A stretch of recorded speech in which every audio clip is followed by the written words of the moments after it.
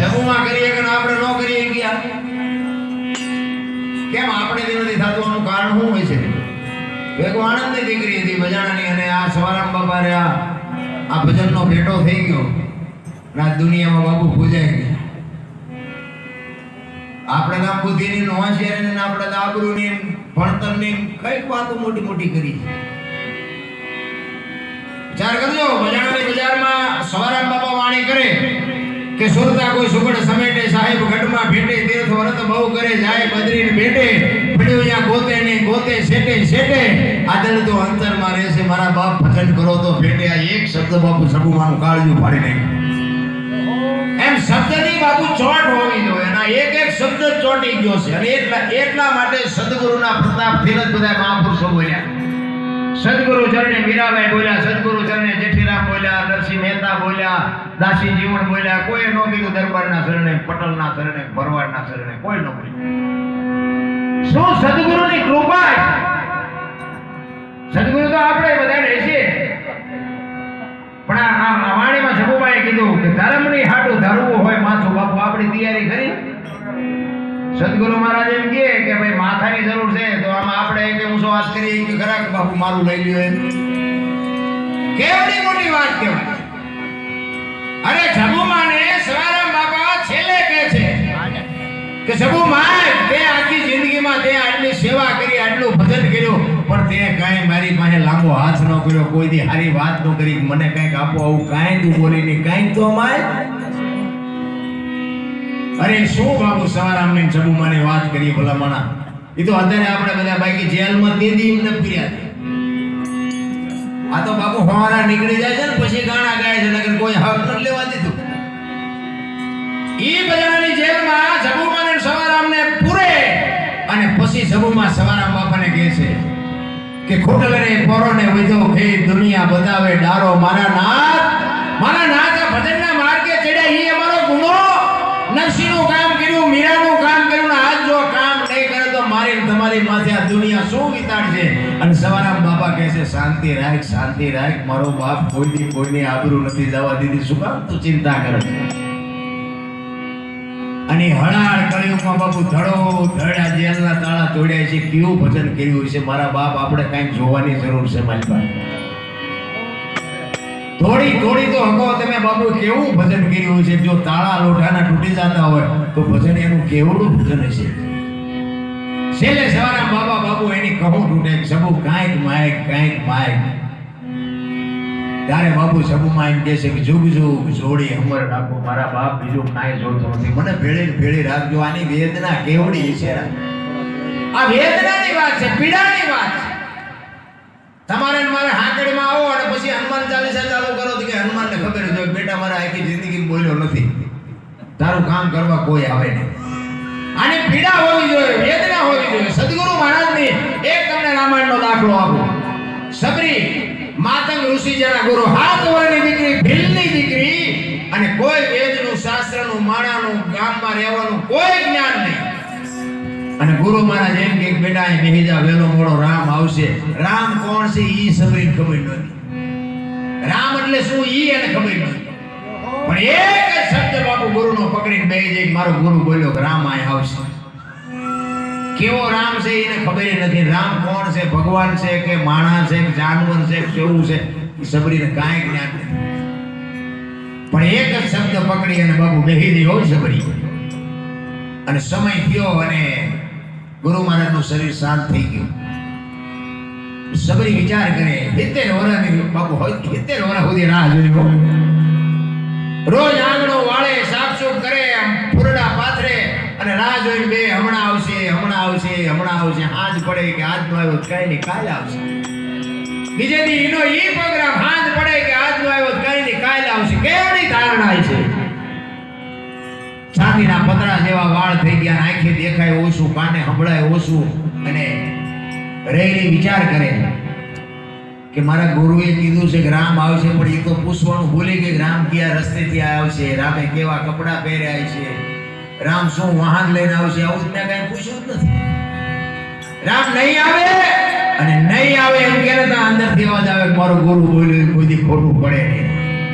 આવો બાપુ જો શબ્દ ઉપર ભરોસો હોય ને તો જ ગુરુ બનાવજો ને હું તો ના પડું એમ ના મારા હવે ગુરુ પણ ચા ગોતવા દુકાન હોય એની ચા ગોતવા જવું હે આખા કપાળ રહી ગયા હોય ડીઝલ હોય ડેર કાવન આપણે હાલા જતા વાયથી હાથ કરે એ ભગવાન ખડા રે તેરા બેડા પાર ગયું તમે રોટલા આખો મંડીઓ ટેકો શું બેડા પાર કરો ચા જાવ બપોરે આપણે ઘરે નામ હોતા હોય ને આમ બેસતી નામ ડેલી બેલી ઉગાડી મૂકીને હાકી બાકી હાકીને આવ્યો હોય તારે બરોબર આવે દૂધ પુત્ર ને દીકરા ને કોઠીએ જાજે જાય પાણ વણ મોસું ઉપર ને પોસું ઉપર પનો તેનો વાહો બહુ છે પાણીયારે હવા છે લાપસી ધારજો આજો હમે રતનો દૂધો કરશન કેશવ લાલો આને પનોતી બહુ નડે પણ તમને અત્યારે નડે એનું કંઈક કરો અમને કઈ નડતી નથી બે બાજરાના બડા દબાવીને હુતાય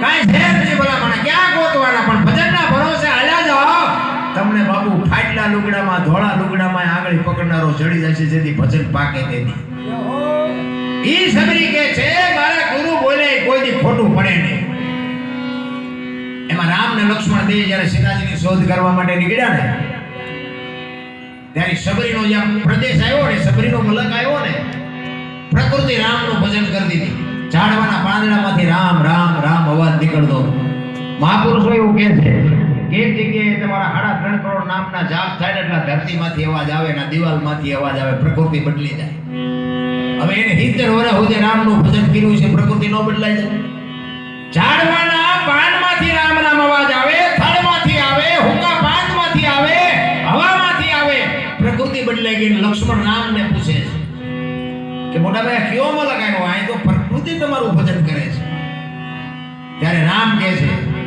કે અત્યાર સુધી આપણને બધા સંતો મળવા આવતા હતા ને તો કે હા તો કે આજ આપણે એક સંતને મળવા જવાનું છે કે હામી ઝૂંપડી રહી ને એમાં એક બેરડીની બાઈ મારા નામના જાપ કરે છે તું જોતો અહીંયા શું કરે છે અને એ લક્ષ્મણ ત્યાં ગયો ચોથા આંસુ બાપુ આંખોમાં ધ્યાન જતા હતા આમ નેજવા કરી કરીને જોતી હતી મારા ગુરુએ કીધું છે રામ આવશે મારા ગુરુએ કીધું છે રામ આવશે કઈ બાજુથી આવશે શેષ નાગનો અવતાર ને પરશુરામ ને પરસ્યો વાળી દે એવો બાપુ લક્ષ્મણ ધ્રુજી ગયો ભાઈ સબરીની ભક્તિ જોઈ અને સબરી બાપુ રોતી રોતી ગાતી હતી શું ગાતી હતી પછી નો ગાતી હોય એને ગાતી હોય કે નો ગાતી હોય પણ આવી વેદના કંઈક સબરીની આવી હતી એટલે સબરી ગાય છે ઠાકર મને તું મેલ વાઢેલી તું છોયે કલનો મેલી તારી રાહ જોઈને મેં જિંદગી કાઢી નાખી મારા બાપ કેવડી તારે રાહ જોવરાવાની છે મને કાલા ઘેલાય મે તારા કેવાય નિજ પીએ તારા ઈજા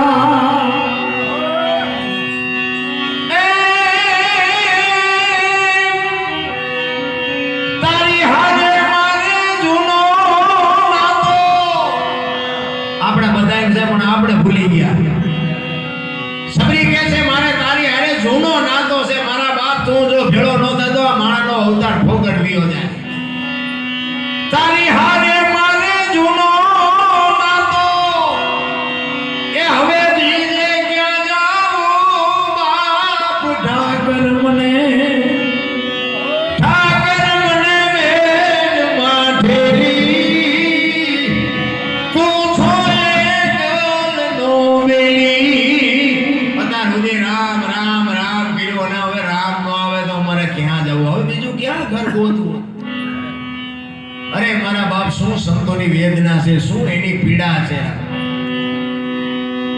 આ સંસારના સાગરમાં આપણા હોડા હાલ્યા જાય છે ને બાપુ સબરી એમ કહે છે મત દરિયામાં એ મારું વાણ પડ્યું છે ને થાય છે હાલકનો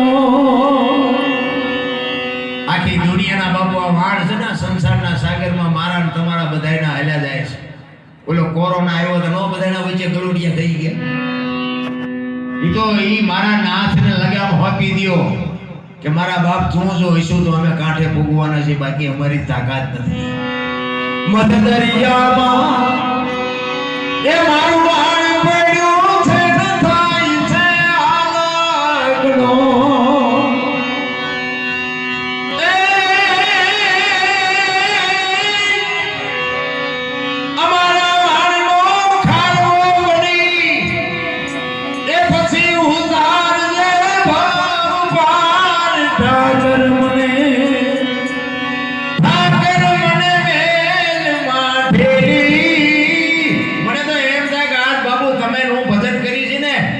બાળકો સ્વાર્થ છે, બાકી મને તો એમ થાય કે અત્યારે મારા બાપ આમ આમ આંખના પલકારે ઈશ્વર આવે, પણ આપણે કરવું જ નથી. કઈ દીકરા કાપ્યા, જેલમાં જ્યાં માથા કપાવીને ઘરને હોળીએ ચડાવ્યા, ત્યાં ભેટો થયો. આપણે તો અત્યારે વાતમાં કાંઈ છે ને, એક તન મન ધનથી ગાના શીંગડાની એની ઉપર રાયનો દાડો ઠેરાય એટલી વાર જો સુરતા ચોંટી જાય ને, મારા બાપને આવવું પડે.